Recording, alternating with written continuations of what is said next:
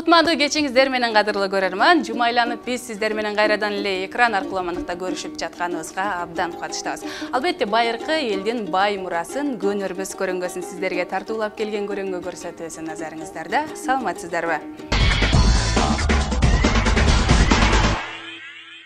Кылым карыткан Кутман кыргыз эли каада салтка өтө бай. Амусактан бери аздиктелип, муундан мунга чейин уланып, дүйнөнү дөңгөрөткөн үрп-адаттарын, каада салтын өтө аздиктеп, жогору баалаш менен дүйнөдөгү көптөгөн улуттарга үлгү болуп келет. Төмөндө мына ушул кыргыз элинин улуу салттарын, үрп-адаттарын бүгүнкү муундарга унутпай эстерине бекем тутуп, урпактарга узатсак деген ниетти улуттук оюндар, алардын бири ат чабыш оюну, анын эрежелери тууралуу кеп кылабыз. Кыргыз эли байыркы замандан бери мал чарбачылыгы менен кесип кылып, төрттүлүк малды өстүрүп келе жатат. Алардын ичинен да кыргыздар айрыкча жылкыны жогору баалашат. Ал эми элибизде ат оюн зооктору өтө эле көп. Кыз куулмай, тыйын иңмей, кыз жарыш, келин жарыш, улак тартыш, оо дарыш, тай чабыш, кунан чабыш, ат чабыш жана башкалар.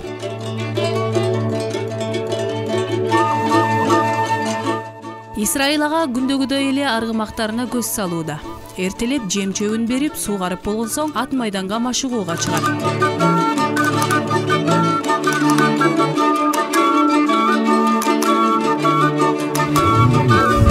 Саал менен эрте туруп, кичинеден ушундай чөп салабыз күлүктөрүбүзгө. Бул чөптү жегенден кийин суу карабыз.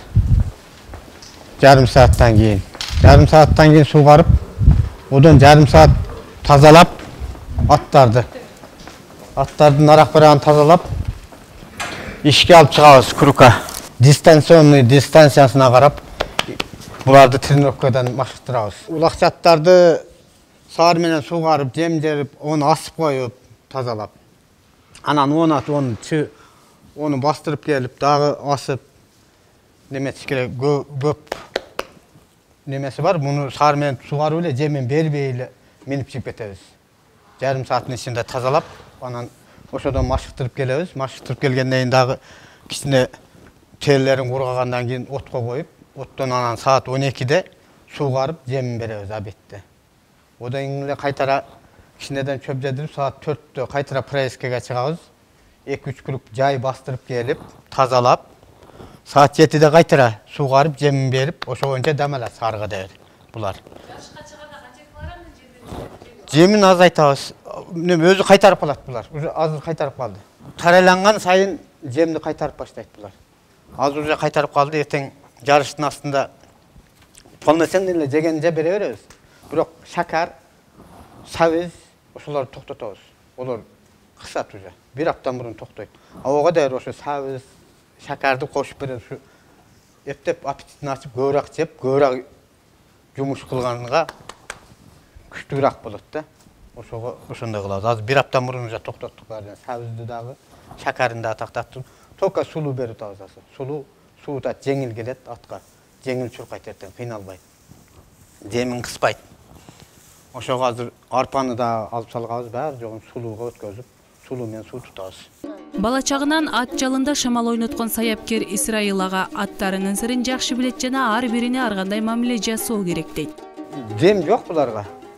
Дем алыш жок. Ушу декабрь айында гана биринен январдын бирине дейин 1 ай өтө катты усиленный режимде чыгарбай багып,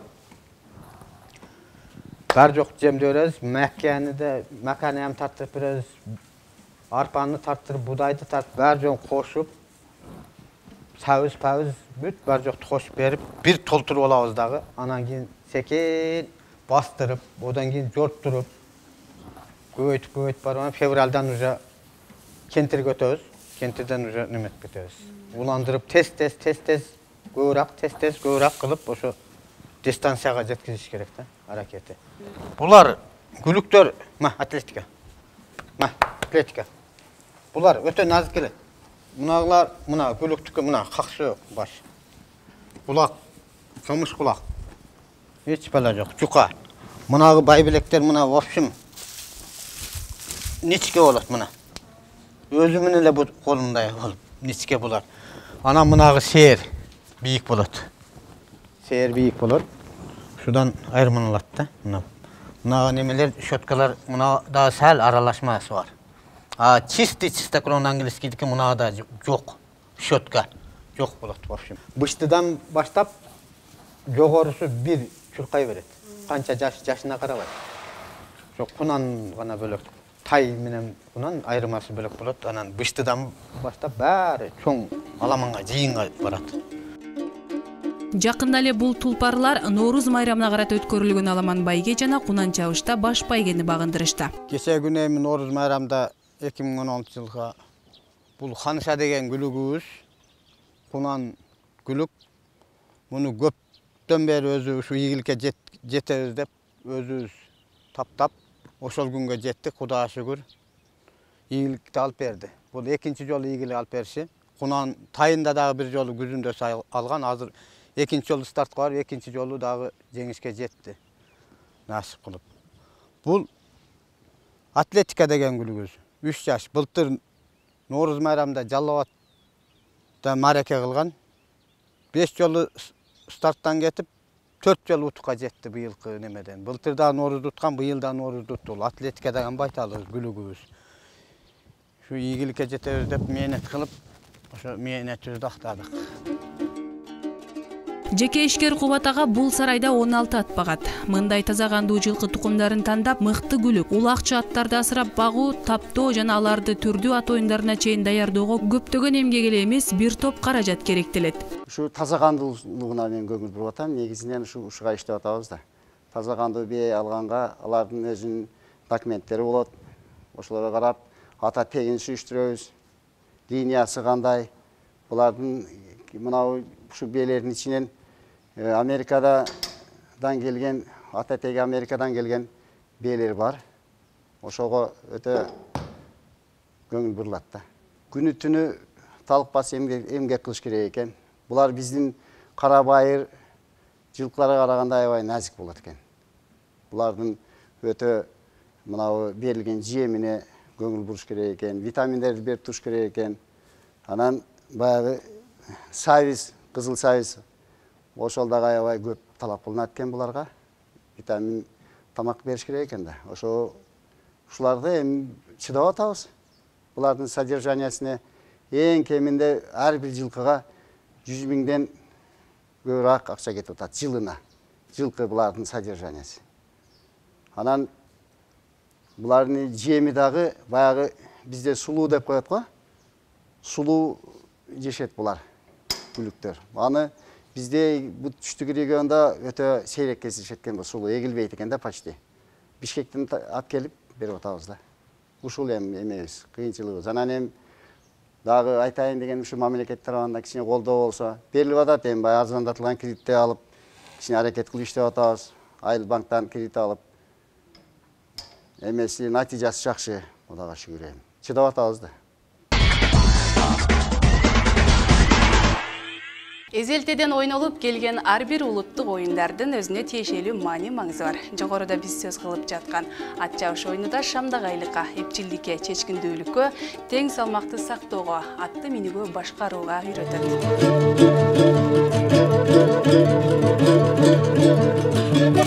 Ат чабыш илгертиден эле кыргыз элинин турмушунда өтө маанилүү орун делеп келет. Улуттук спорттун түрүнө кирген ат чабыш кызыктуу, ары өзгөчө күчтүү, чечкиндүүлүктү талап кылган мыкты оюн.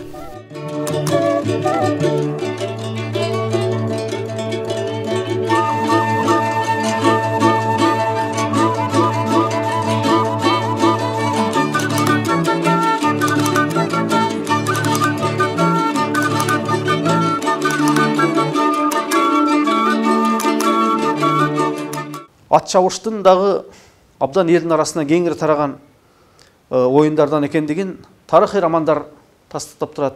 Төлөгөн Касымбековдун Сынган кылыч романында мына ошол ат чабыш жөнүндө айтылат. Качкынбай Осмоналиевдин Көчмөндөр кагылышы деген, Эзел Кикек деген чыгармаларында ушул айтылып атат. Манас эпосунда айтылып атат. Дээрлик баягы ат чабышсыз бир дагы бир маараке той өткөн эмес. Анан аралыкты эл өзү болжоп, бул жерден тигил жерге чейинки деп болжоп алып туруп, мына ошол жерден анан ат чабышты уюштурушкан. Атайын даекчи адамдарды дайындап, адашып кетпес үчүн же болбосо айталык орто жолдон кошуп ийбес үчүн баардык эрежелерди сактап, анан кээде баягы калып кетип аткан мезгилде атайын сүрөй турган адамдар болгон. Ошолор өздөрүнүн уруусунун атын кыйкырып, ызы чуу болушуп сүрөп, баягы чылбырынан тартып, жетелеп, ушундай күчкө салып туруп маарага жеткирген учурлар болгон да. Анан баягы мезгилдин жүрүшү менен жүрүп отуруп туруп, атайын баягы немелер эрежелер иштелип чыгып калган. Ушул немеден ат чабышка байланышкан. Атты токулууда жайдакта чапса болот. Күлүктү минип чапкан бала чабандес деп аталат. Мелдешке 8-ден 14 жаштагы уландар 3 жаштан жогорку бардык тукумдагы атты минип катыша алат. Ат чабышта күлүктүн алдыга чыгып келиши анын саяпкерине жана саяпкердин айтканын так аткарган чабандеске жараша болот.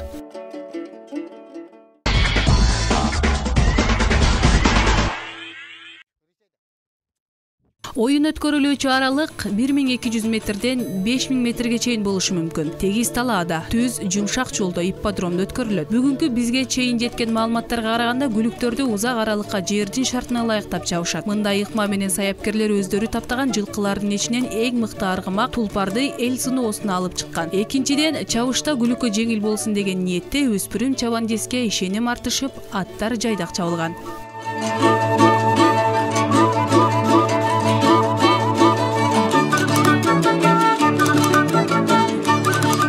Айталық Алтургай мааракеде болгон эң чоң байгелердин бири ушул ат чабышка сайылган. Миңдеген жылкы, бир канча миңдеген кой, анан кыргыздардын баягы төбө баштаган 9 деген эмеси бар, байгеси бар. Мына ушу төбө баштаган 9, мына ушулардын бардыгы сайылып, мүмкүн болушунча ошол байгени өздөрү башка жатка кетирбестен алып калуу максатында аттын сырын билген саяпкерлер күн мурдун даярданышып аттарын таптап келишкен да. Этки тогон 40 бала жокунан чаап бакырат. Астыга келген албалдар манастап ураан чакырат. Сагынбай Орозбаков.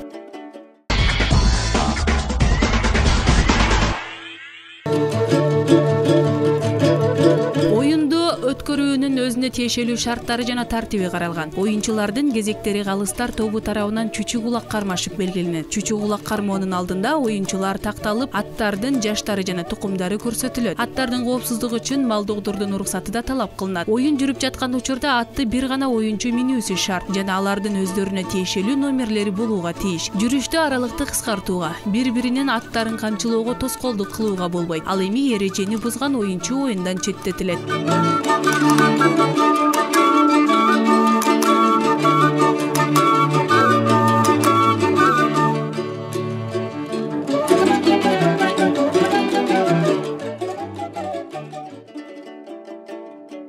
Ат чабыштын 3 түрлүү өзгөчөлүгү бар. Сүрөп чабуу, сүрөбөй чабуу, айлампада чабуу. Сүрөп чабуу күлүктөрүн сүрөшкөндөр маарага 1-2 чакырым калганда сүрөөсүн токтотушуп, качан гана чапкан күлүктөрү келген кезде өз урууларынын же жалпы элдин ураанын салып, күлүгүн каттуу сүрөөнгө алышат.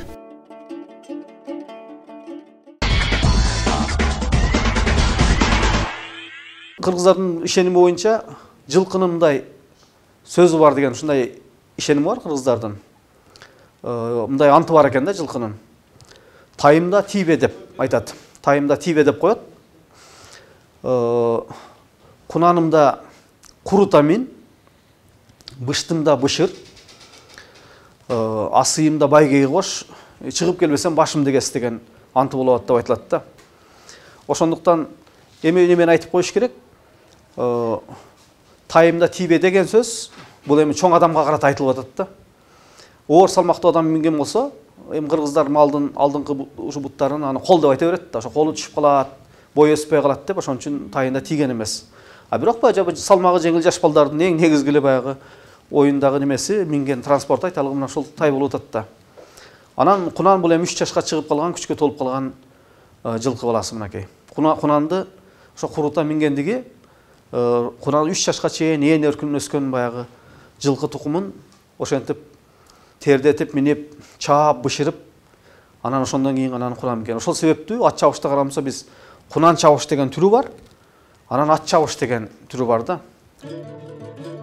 Мындан сырткары элибиз тай чабыш мелдешинде өткөрүп келген. Атынан эле билинип тургандай тайлар өтө кыска аралыкка чабылган. Бирок белгилеп кетүүчү жагдай тайлар чоң тойлордо эмес жылкычылар өздөрүнүн көңүлдөрүн ачуу үчүн гана өткөрүп келишкен. Ушул себептен элибиздеги аралыкта тай чабым, кунан чабым, ат чабым деп бөлүштүрүү салты бүгүнкү күнгө чейин эл арасында колдонулуп келет.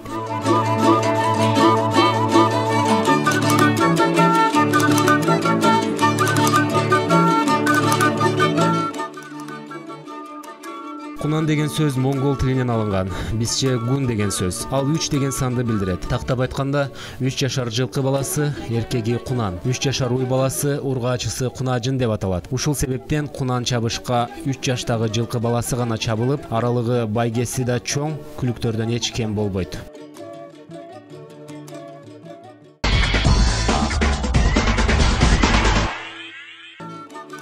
Ат чабыш кыргыз турмушунда өтө маанилүү орунду ээлеп келген. Манас эпосунда да ат чабыш жөнүндө айтылган маалыматтар көп. Манас бозулан кезинде 80 бала талаада жүрүп, Манасты кан көтөрүшөт да анын урматына минип жүргөн аттарын чабышат. Манаска Алманбек биринчи келип, ага ини болгон учурда да Манас ат чаптырып той берет.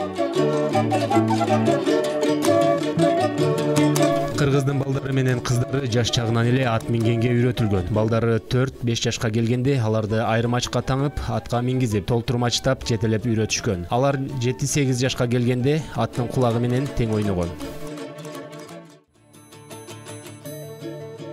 Кыргыз элинин өткөн турмушунда тулпар аттардын мааниси чоң болгондугун танууга болбойт. Кыргыздын байыркы эпосторундагы баатырлардын өмүрү алардын минген тулпарлары менен тыгыз байланыштуу болгону бизге жакшы белгилүү. Ошондуктан кыргыз элинде тулпар тушунда күлүк күнүндө ат аттан кийин жат деген макалдар бекеринен айтылып калбаса керек.